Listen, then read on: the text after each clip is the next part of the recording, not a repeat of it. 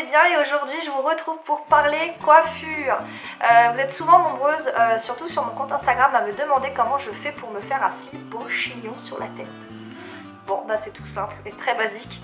Il vous suffit donc d'avoir un buns, d'avoir un élastique et d'avoir des petites pinces croco comme ceci. Et je vous montre. Je vous fais tout ça rapidement. Donc là, je ne suis pas devant mon miroir, je suis devant ma caméra, donc ça va être plus difficile. Donc vous faites surtout donc une queue de cheval assez haute selon le rendu que vous voulez donner. Oula, cadeau ma lunette. Hop. Donc vous, là je vais faire ça assez rapidement. Hein. Donc on attache bien les cheveux, surtout. On donne si on veut, pour pas. Moi j'aime pas quand c'est plaqué au niveau de la tête. Donc vous voyez, j'ai ramené un peu mes cheveux. Je prends mon petit buns que je viens mettre ici et je prends tous mes cheveux. Ensuite, je sépare tout simplement comme ça. On va en dire un peu une pieuvre.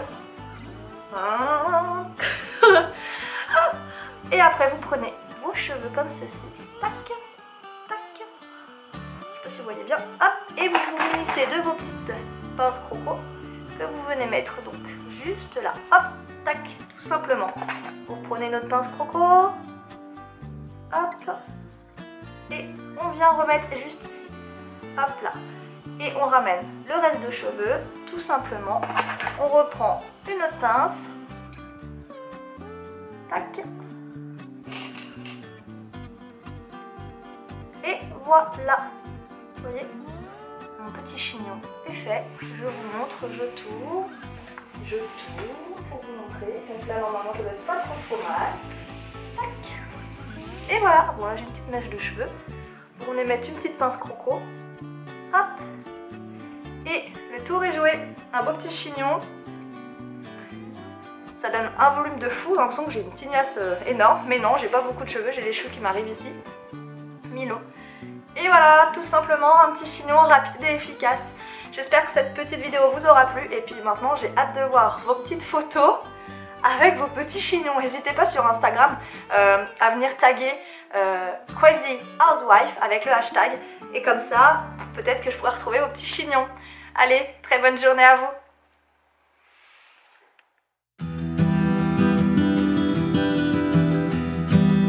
Hello les cosy, aujourd'hui je vous récupère dans ma bibliothèque.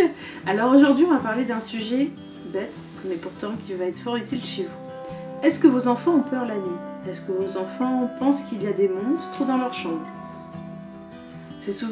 Les monstres sont souvent un sujet qui revient souvent près de nos enfants. Certains en jouent, certains s'en fichent, certains les aiment beaucoup pour jouer et d'autres en ont peur. Alors aujourd'hui du coup je vous propose de parler monstres. Monstres, c'est un sujet qui plaît à tous les âges. Alors on va commencer pour les tout petits.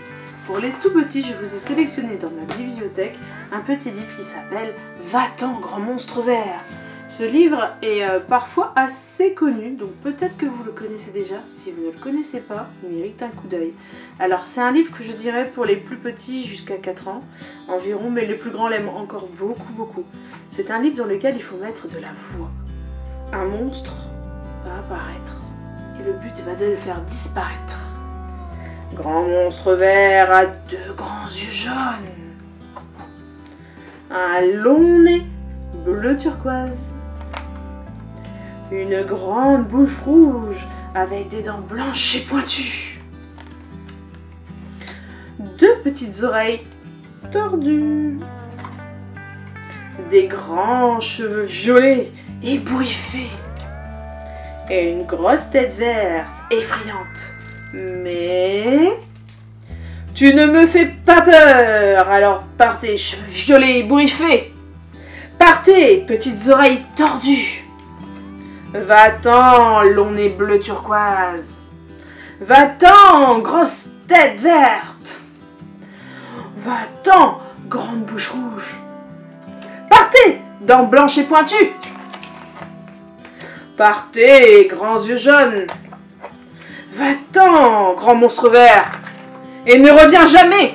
Sauf si je te le demande. Alors, d'expérience, c'est un livre qui fait peur, et à la fois amuse beaucoup les enfants. Les petits sont scotchés dessus. Ils vivent vraiment l'histoire à fond. Si vous arrivez à prendre la bonne intonation, je vous garantis qu'il y aura des émotions avec ce livre. Et comme vous le voyez à la fin, ils ont le pouvoir de faire partir le monstre et de le faire revenir s'ils en ont envie. Donc un beau petit livre pour les plus petits. Pour les un petit peu plus grands, je voulais vous parler de Gloops. Alors Gloops, pareil. C'est un petit monstre qui fait beaucoup de bêtises et beaucoup d'efforts pour essayer de moins faire de bêtises, voilà, tout simplement. Mais c'est pas évident, hein. Donc c'est un livre où on voit Gloops qui essaye de faire plein d'efforts, mais qui fait des bêtises, qui mange la robe de sa mère, qui mange ses camarades. Qu'est-ce qu'il fait encore? Il fait peur aux copains, enfin il fait plein de bêtises. À la sieste il mangerait bien sa copine d'à côté, mais en même temps voilà, il y a une petite morale et il y a un petit truc super sympa. Donc ça c'est pour les petites histoires du soir, il est pas très long et c'est pareil, je vous le recommande. Et en troisième livre, je vais vous parler d'un livre pour les encore un petit peu plus grands. Donc à partir de 5, 6, 7 ans, voilà. Il s'appelle Comment élever le monstre du placard. Alors c'est un petit garçon, j'avoue que je ne sais plus son nom là tout de suite, qui a un monstre dans sa chambre et qui l'aime bien son monstre. Et il lui fait faire plein de choses. Bon, le monstre il n'est pas tout le temps d'accord, mais c'est un très gentil monstre. Et du coup, bah, il élève son monstre en lui faisant faire plein de petites choses rigolotes et amusantes. De quoi passer un bon moment et jouer du coup avec les monstres. Vous voyez là il lui brosse les dents, enfin bref, il fait plein de choses avec son monstre. Et à la fin, on finit à l'histoire du monstre, comment élever un humain. Voilà, donc un joli petit livre avec de jolies illustrations qui plaira beaucoup aux plus grands. Voilà, donc je vais vous refaire un petit tour. Du coup on avait dans ma présentation Comment élever le monstre du placard. C'est vrai que je ne vous ai pas dit les éditions, donc là c'est les éditions Actes Sud Junior. On avait aussi Gloops qui vient des éditions Lutin de Poche, voilà.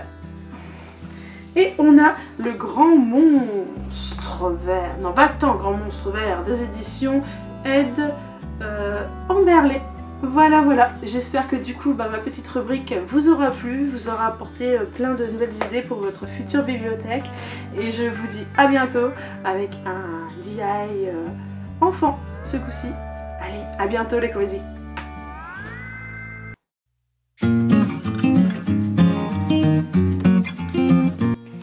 Hello, c'est parti pour une nouvelle rubrique écolo et aujourd'hui je vais vous parler de carrés et de lingettes lavables. Parce qu'il ne faut pas se leurrer, on est quand même encore super nombreux à utiliser ces petits carrés de coton jetables là, ou de lingettes imprégnées, et franchement c'est pas top.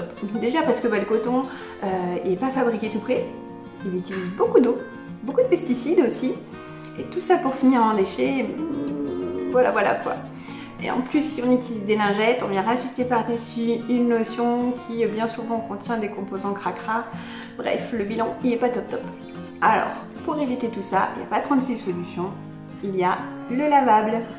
Alors certes, on peut se dire le lavable, oui, ça coûte plus cher à l'investissement, etc. Sauf que si on se dit qu'un carré lavable, ça équivaut dans le temps à 300 carrés jetables. Au final, le jetable, ça vous coûte 4 à 6 fois plus cher que le lavable. Donc bon, le calcul il est vite fait, non? Surtout qu'en plus, au niveau du lavable, on a quand même pas mal de choix maintenant, hein.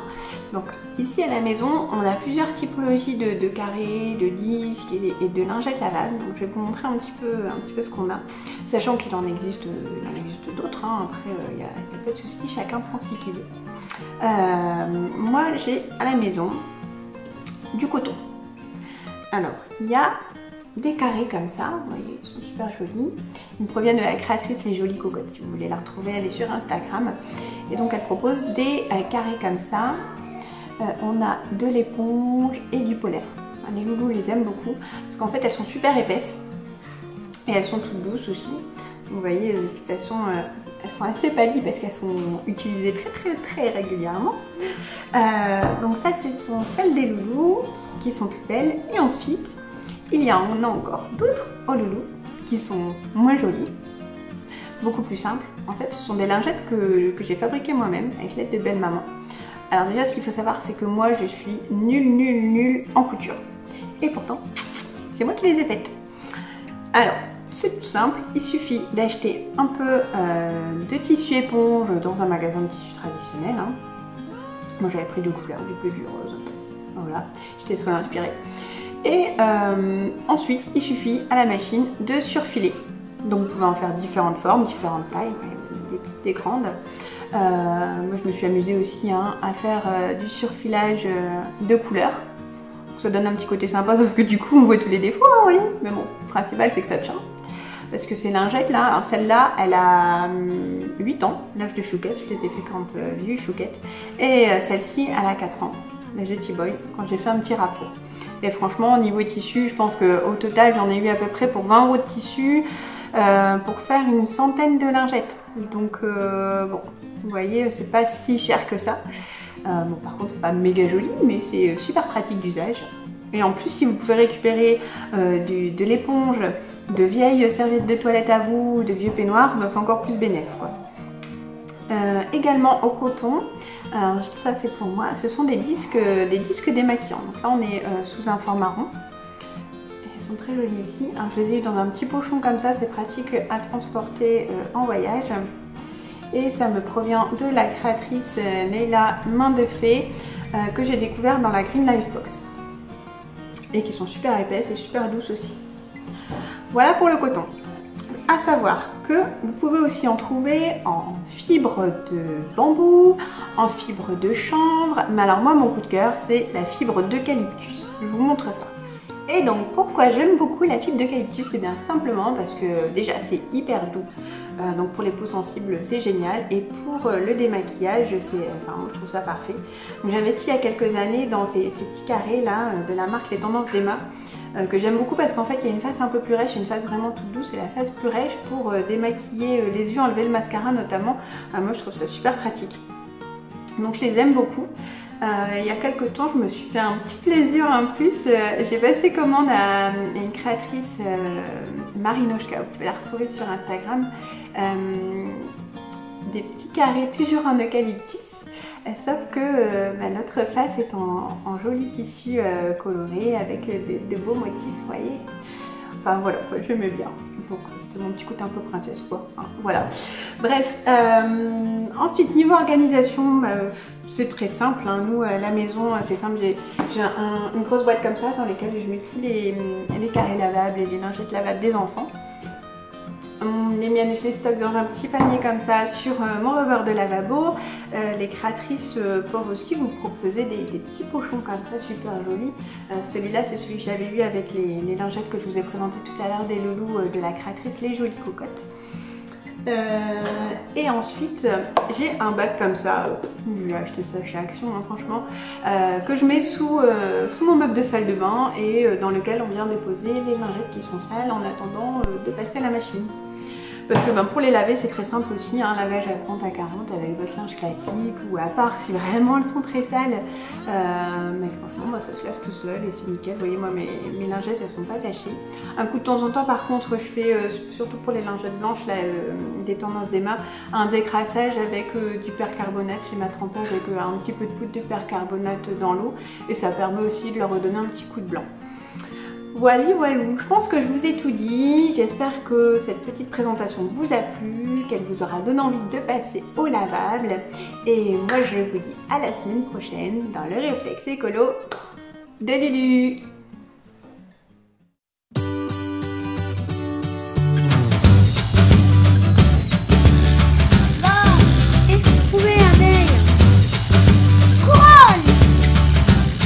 Coucou à tous, j'espère que vous allez bien.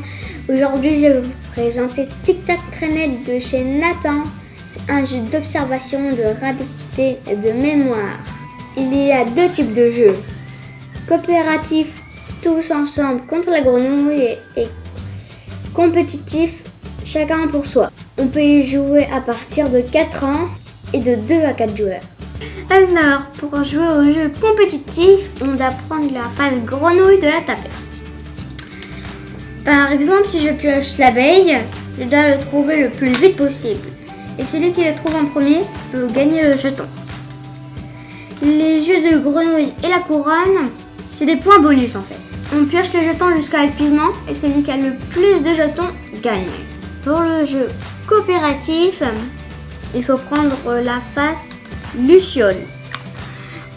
Comme vous avez pu remarquer, on a changé le plateau de côté. Regardez, c'est magique. Dès que vous mettez votre petite languette en dessous, bah, ça s'allume. On va chercher l'abeille. Alors, elle est là. Du coup, je peux prendre le jeton. On est tous ensemble là, sur ce jeu. Contre la grenouille, car c'est un chronomètre. On a 1 minute pour trouver tous les jetons. J'espère que cette petite vidéo vous aura plu. À la semaine prochaine.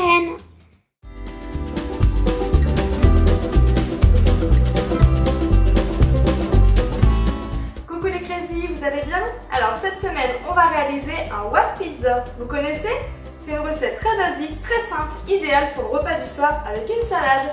Pour les ingrédients, il vous faut un wrap, de la crème fraîche épaisse, 2 pommes de terre cuites, du bacon, du gruyère et un peu d'herbe de Provence. On commence par étaler la crème. On place ensuite les morceaux de pommes de terre.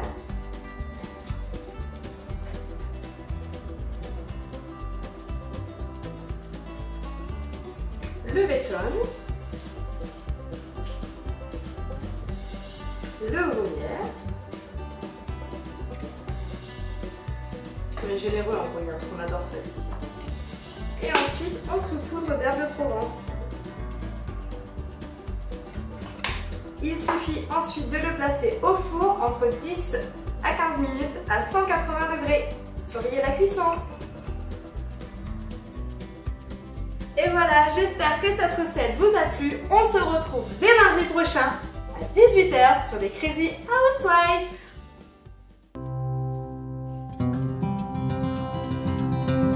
Salut les crazy, j'espère que vous allez bien. Aujourd'hui je vous retrouve pour vous parler d'un livre que j'adore, ça s'appelle Le Miracle Morning de Hal Herold. Vous l'avez sûrement déjà entendu parler puisque c'est très connu, et pour ceux qui ne connaissent pas, je vais vous expliquer le principe. Donc c'est un livre un peu de développement personnel. Hal Herold, il a inventé une routine matinale, et cette routine matinale nous permet de développer nos compétences, ça nous permet d'être plus motivés, on peut améliorer notre vie, que ce soit au niveau financier, les relations, le bonheur, comment on se sent. Donc il a inventé cette routine. Cette personne, elle est vraiment très inspirante. Il a vécu 10 vies dans une vie. Il a été déclaré mort, il est resté dans le coma, après il a réussi à se réveiller, on lui a dit qu'il ne remarcherait plus jamais, il s'est battu, après il a montré un business qui s'est effondré, mais il a tout relevé, enfin quelqu'un qui a un esprit très très fort, mais tout ça il s'est entraîné pour l'avoir, et il nous a donné toutes les techniques. Donc il s'est dit, développement personnel c'est bien, apprendre des choses, mais quand est-ce qu'on le fait?